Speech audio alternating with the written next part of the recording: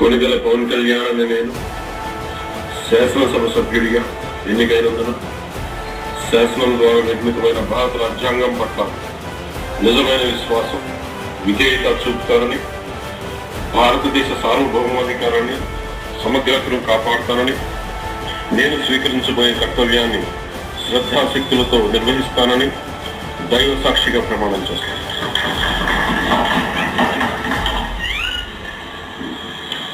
కొనిదెల పవన్ కళ్యాణ్ అనే నేను ఆంధ్రప్రదేశ్ శాసనసభ సభ్యుడైన